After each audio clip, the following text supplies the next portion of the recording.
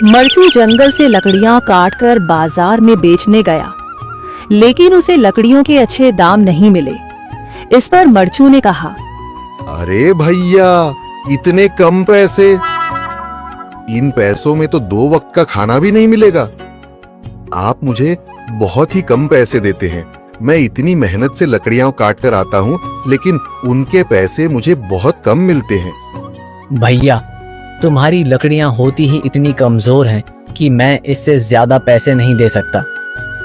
तुम्हारी लकड़ियों के बस इतने ही पैसे बनते हैं। अरे भैया, कुछ ज्यादा कर दो ना। वो क्या है ना कि इन पैसों का तो कुछ भी नहीं आता। मैं अपनी जिंदगी कैसे गुजारूंगा? भैया, तुम जाकर अच्छी लकड़ियां लाओ, तभी इन लकड़ियों का अच्छा दाम मिल पाएगा, वरना इन लकड़ियों का तो यही दाम है। ये सुनकर मरचू बहुत ज्यादा परेशान हो गया और पैसे लेकर किराने की दुकान से सामान खरीदकर घर आ गया।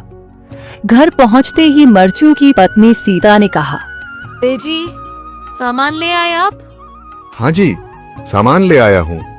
सीता के चेहरे पर खुशी छा जाती है, लेकिन जब उसने सामान देखा, जी, इसमें तो बहुत थोड़ा सामान है। हाँ सीता, मुझे पता है कि यह सामान बहुत थोड़ा है, लेकिन मैं क्या करूं? मेरे पास जितने पैसे थे, मैं उतने का ही सामान लेकर आ गया हूँ। इस तरह हमारा गुजारा कैसे हो पाएगा जी? आपको तो पता ही है कि हम कितनी मुश्किलों से गुजारा करते हैं। हाँ हाँ, मुझे पता है, लेकिन मैं कर भी क्या सकता हूँ? मेरे पास इतने पैसे ही नहीं कि हम एक अच्छी जिंदगी गुजार सकें। इतनी मेहनत कर रहा हूँ, लेकिन फिर भी मेहनत का फल नहीं मिल रहा। इतनी मेहनत से अच्छी लकड़ी काट कर आता हूँ, लेकिन मुनासिब दाम नहीं मिलता। मैं तो बहुत परेशान हूँ। क्या करूँ? कहाँ जाऊँ? अरे जी, आप परेशान न हो, आप कोई और काम देख लें। मैंने कई बार काम तलाशने की कोशिश की, पर किसी ने भी मुझे काम नहीं दिया। ये सुनकर सीता भी काफी ज्यादा परेशान हो गई। मरचू से सीता की परेशानी नहीं देखी गई।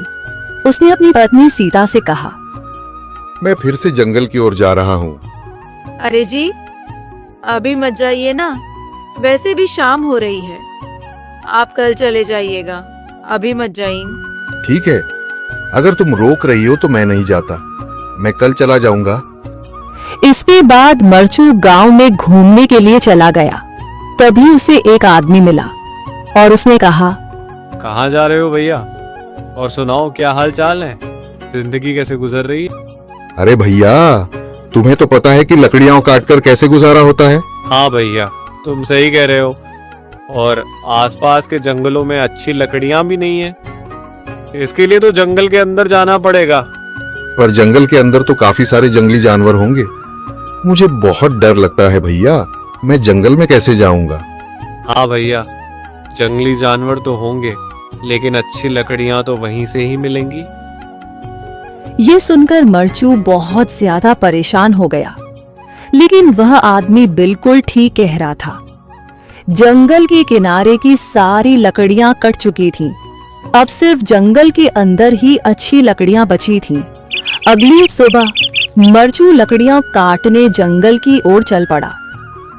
जंगल में आने के बाद मरचू ने कहा, अरे, यहाँ पर तो लकड़ियां ही नहीं हैं।